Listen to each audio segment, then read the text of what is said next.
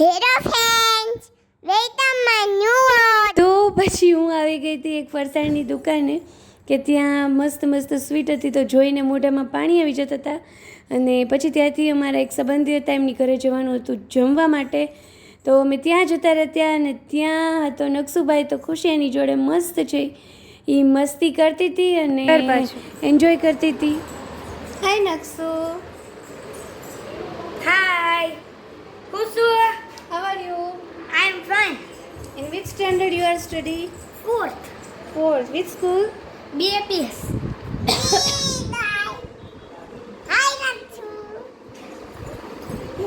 Yeah. The next day. આ મહિનો છે બીમારીનો, તો દવા તો લેવી જ પડે. તો પહેલાં લઈ લીધી દવા, પછી દાદીના મોબાઈલમાં એક સ્વિચમાં પ્રોબ્લેમ આવી ગયો હતો, તો એ રિપેર કરાવવા ગયા, એ રિપેર થઈ ગઈ. અને પછી મમ્મીનો હતો બર્થડે, તો એટલા માટે એના માટે ડ્રેસ સિલેક્ટ કરવા ગઈ હતી, તો ડ્રેસ લઈ લીધો અને પછી પહોંચી ગયા ઘરે. ખુશીને કીધું કે આલે દાદીને છે એ ગિફ્ટ આપી દે, કેમ કે મમ્મીને બિલકુલ આઈડિયા નહોતો, કેમ કે એને ઓલરેડી એવું હતું કે પર્સ મેં એડવાન્સમાં લઈને આપી દીધું હતું, તો આજે કોઈ ગિફ્ટ નહીં આવે. આપી દે.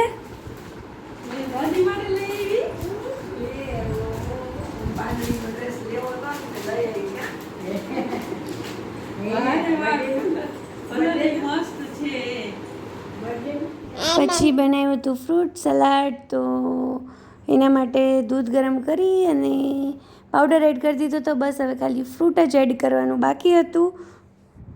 Later that night. મારું નામ અમી મમ્મી છે. હા બુદ્ધિતા મારા ડૉક્ટરનું નામ શું છે? હું સાઈ ભલાણી સાહેબ. મમ્મી ગઈ હતી એને બતાવવા. શું થતું હતું મમ્મીને? પેટમાં દુખતું પેટમાં દુખતું? ના હોજા થાતા ફોડલા થયા હતા? ક્યાં? અહીંયા પેટમાં તો તઈ પાછળથી દવા લઈ આવી. Hello friend. Hello friends, welcome to my new world. Hello, welcome to. આજે અમે તારા છા. હેલો ફ્રેન્ડ્સ, બસ એક જ વાર હોય બેટા. Hello friends, welcome to my new world. આજે અમે તારા છા. તો ખુશી કહે છે જે હમણાં દવા હોસ્પિટલ પ્રોસેસ, એટલે બીજું કાંઈ વ્લોગમાં શૂટ કરવાનું છે નહીં. અને બસ આ ભાદરવો મહિનો છે, તો આવું તો ચાલ્યા રાખવાનું છે. Hope for the best, so must go on. ચલો મળીએ કાંઈક નવા કન્ટેન્ટ સાથે. Bye bye. The next day. અને પછી મને હવે એવું થયું કે હું થોડું દિવાળી માટેનું કામ સ્ટાર્ટ કરી દઉં, કે નાના ખાના ને એવું બધું છે, કબર્ડ્સ ને બધું સાફ કરી લો. તો ખુશીથી સ્ટાર્ટ કર્યું હતું કે એના કપડાં છે એને શોર્ટ આઉટ કરી અને મૂકી દઉં. તો એણે ટેન્ટ હાઉસ ઉપર કપડાં સૂકવવાનું સ્ટાર્ટ કરી દીધું હતું. અને પછી દાદીને એવું કહેતી હતી કે અહીંયા સુધી મારાથી પહોંચાતું નથી, તો હાલો આપણે બેય કરીએ. તો બસ આવું બધું કામ તો ચાલુ થયું, પણ હારે ખુશીની મસ્તી પણ ચાલુ હતી.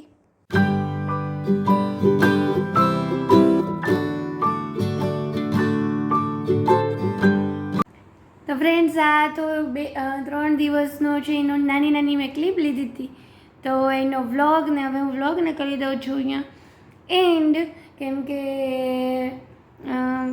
બસ હવે મેં જેમ આગળ બી કીધું એમ કે સિઝન જ ખરાબ છે, તો મનનની બી તબિયત સારી નહોતી, તો બસ સવારે ઉઠવાનું, જોબ ઉપર જવાનું, આવીને દવા પીવાની, સૂઈ જવાનું, ઉઠીને થોડુંક રૂટીન વર્ક કરવાનું, પાછી દવા પીવાની અને સૂઈ જવાની. તો આવું જ ફિક્સ રૂટીન થઈ ગયું છે. અને બીજી એક અપડેટ એ છે કે હમણાં આવે છે મારી નજીકમાં એક્ઝામ, તો એની બી થોડીક નર્વસનેસ છે, બીક લાગે છે કે શું થશે શું નહીં. આમ તો ત્યારથી આમ 10th એવું હતું કે બસ હવે આ છેલ્લી એક્ઝામ, પછી તો શાંતિ, એમ પહેલું બોર્ડ, પછી 12th, પછી એમ હતું કે બસ હવે બી પૂરું થઈ જાય, કોલેજ પૂરી થઈ જાય, પછી શાંતિ.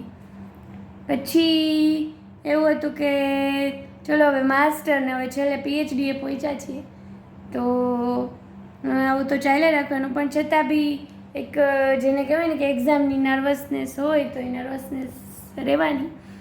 અને જે ડર હું સ્ટુડન્ટને કહેતા હોય કે એક્ઝામનો ડર ના રાખવાનો હોય, પણ હું મને આજે પૂછતી હતી કે તમે તો એને બી જ્યારે અમે પીએચડીનું પ્રેઝન્ટેશન હોય તો ડર લાગે, તો એને બી લાગે. એને તો જીપીએસસીનું ઇન્ટરવ્યૂ આપેલું છે, તો જો એને લાગતો હોય તો મને તો લાગે જ. તો 2 દિવસથી એમ બી થોડો મૂડ નહોતો આવતો કે વ્લોગ શૂટ કરવું, અને પ્લસમાં જેમ મેં કીધું એમ કે હોસ્પિટલ ને દવાખાને એવું બધું જ ચાલે છે. તો પણ જોઈએ કે મારી એક્ઝામ સારી જાય, અને આઈ ટ્રાય માય બેસ્ટ, અને જે બી થશે એ સારું જ થશે. હોપ ફોર ધી બેસ્ટ, જે બી રિઝલ્ટ આવે. તો ચલો આ વ્લોગને કરી દઉં છું અહીંયા એન્ડ. વિડીયોને લાઈક કરજો, શેર કરજો.